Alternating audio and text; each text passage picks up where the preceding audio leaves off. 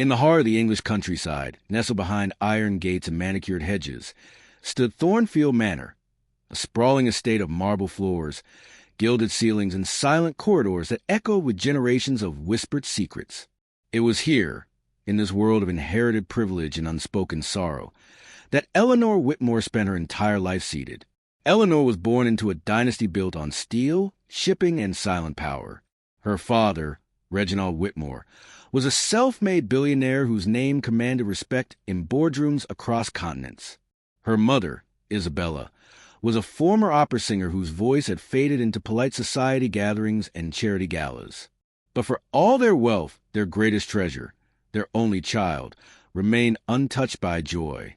From birth, Eleanor's legs were still. Doctors called it congenital neuromuscular atrophy. They spoke in hushed tones about spinal pathways that never fired, muscles that never learned to respond. She could feel her toes, they said. She could sense pressure, heat, cold, but she couldn't move them, not even a twitch. By age 3, she'd stopped asking why she couldn't run to the gardens like the children in picture books. By 6, she'd mastered the art of smiling politely when visitors cooed over her graceful poise. By 10, she'd learned to speak without bitterness, though inside her soul screamed. Her world was confined to cushioned armchairs, silk-lined wheelchairs, and a vast library where sunlight poured through stained glass windows, painting rainbows on polished oak floors. She read everything: poetry, philosophy, history, science. She wrote letters no one would ever send.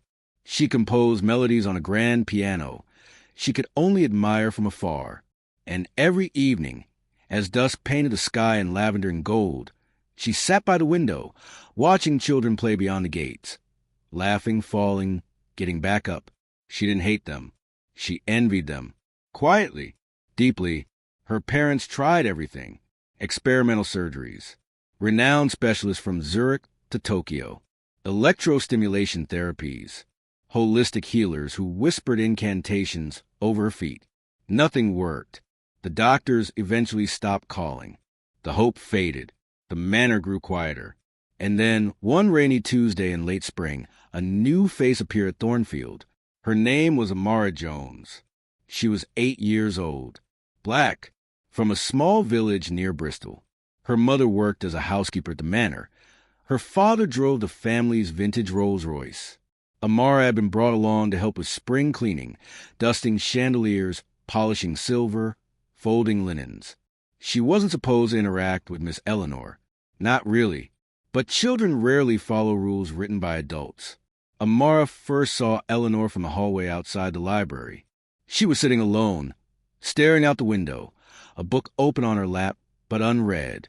There was something about her stillness, not peaceful, but heavy, that made Amara pause. She didn't know what paralyzed meant. She didn't understand medical jargon. All she knew was that Eleanor looked lonely. So, the next day, Amara slipped into the library during tea service, pretending to dust a shelf just behind Eleanor's chair. When the girl didn't turn around, Amara cleared her throat softly. "Miss Eleanor?" Eleanor turned slowly, her expression unreadable.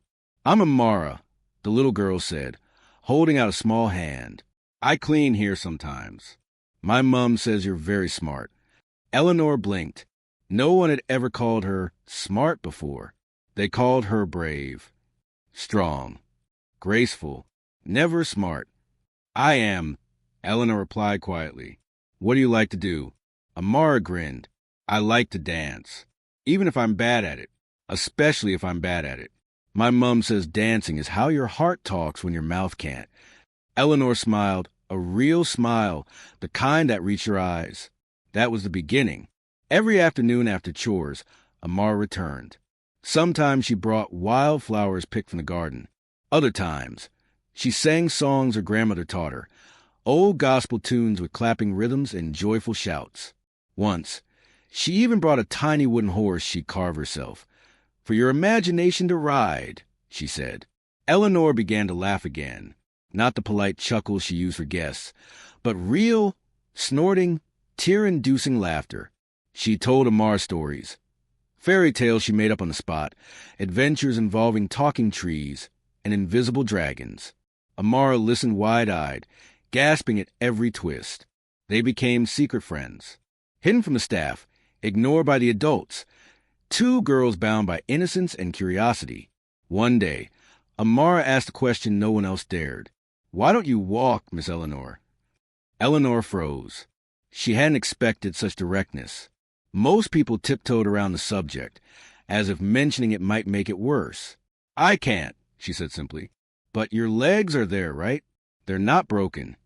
"No, they're just asleep." Amara tilted her head. "Maybe they need someone to wake them up." Eleanor almost laughed. "No one can wake them up. Amara, doctors tried." "What if you tried?" Amara asked, her voice suddenly serious. "Not doctors. You. What if you wanted to walk so badly that your legs remembered how?" Eleanor stared at her. No one had ever suggested that she could will her own body to move. Everyone treated her condition like a locked door, impossible to open, no matter how hard you pushed. But Amara believed differently. That night, Eleanor lay awake, staring at the ceiling. For the first time in years, she didn't feel defeated. She felt curious. What if? The following week, Amara arrived at the library holding something behind her back. "Close your eyes," she instructed. Eleanor obeyed. When she opened them, Amara was kneeling before her, holding out a single red rose, vibrant dew-kiss, perfect. "This is for you," Amara said solemnly. "It's not magic, but maybe it's a promise." "A promise?" Eleanor whispered. "That you'll try, that you'll want to walk more than anything, that you'll let your legs remember what they forgot." Eleanor reached out, fingers trembling, and took the rose. Its petals were soft against her skin. The scent filled the room, sweet, earthy, alive. "Thank you," she murmured. Amara didn't leave. She stayed, sat cross-legged on the floor beside Eleanor's chair. And then, without warning, she placed her small hands gently on Eleanor's knees. "Feel this," Amara whispered. "Feel me touching you. Feel the warmth. Your legs know you're here. They've just been waiting for someone to remind them."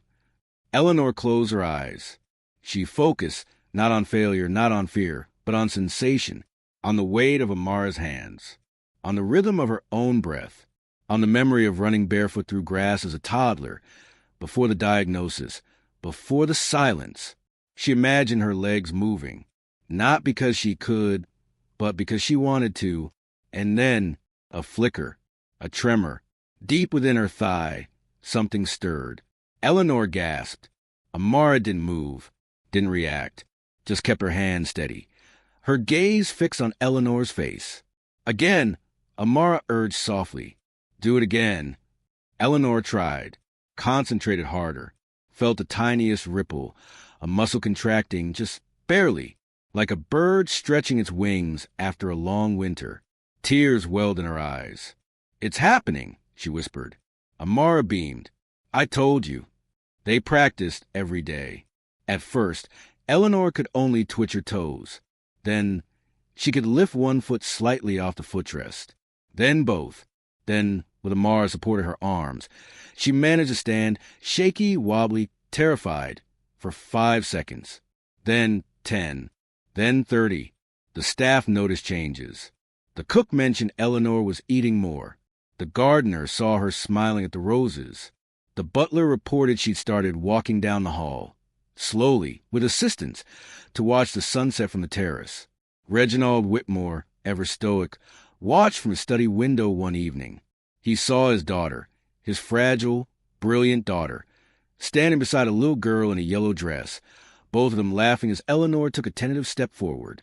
He didn't cry, but his hands shook as he poured himself a whiskey. Isabella, however, wept openly. She knelt beside Eleanor one night, clutching her daughter's hands. "How?" she begged. "How did this happen?" Eleanor looked at Amara, who sat nearby, swinging her legs happily. "She gave me a rose," Eleanor said softly, "and reminded me I was still alive." Word spread quickly, not just through the manor, but beyond. Journalists came. Doctors demanded interviews. Socialites invited Eleanor to events. But she refused them all, except one. On the eve of her 13th birthday, Eleanor stood, fully, independently, in the center of the grand ballroom. Amara stood beside her, dressed in a simple yellow sundress, her braids tied with ribbons. There were no cameras, no reporters, no guests, just Eleanor, Amara, and the staff who had watched her grow up in silence. Eleanor walked, slowly, gracefully, toward the massive French doors that led to the garden. Amara followed, skipping beside her, outside, under the twilight sky.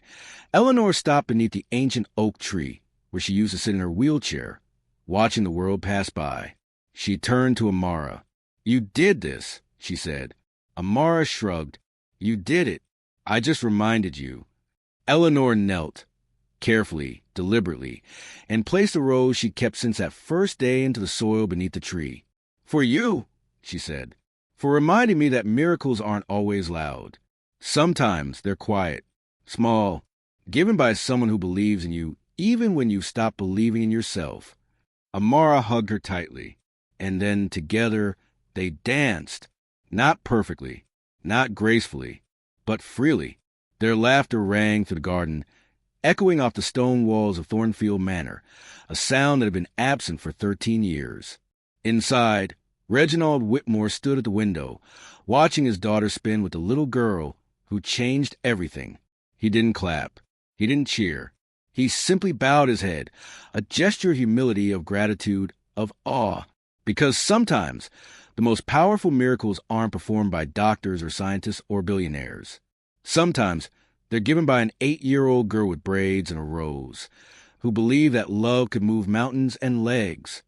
1 year later, Eleanor Whitmore now walks, not just in her garden, but through life. She attends school, plays piano, writes poetry, and every Saturday she visits Amara's village, helping kids with homework, teaching them to read, sharing stories. Amara still wears yellow dresses. She still dances badly. And she still brings Eleanor flowers. Not roses anymore, but daisies, sunflowers, buttercups. Because, as she says, roses are pretty, but daisies are happy. And you deserve happiness. They remain best friends, unbreakable. And Thornfield Manor? It's no longer a place of silence and sorrow. It's a place of music, of laughter, of footsteps echoing down halls once empty. Because sometimes all it takes to change a life, to break a spell, to heal a wound, to awaken a soul, is one small act of kindness. One rose, one friend, one moment of believing when no one else does. Miracles don't always come with fanfare. Sometimes they come with a rose and a child's belief,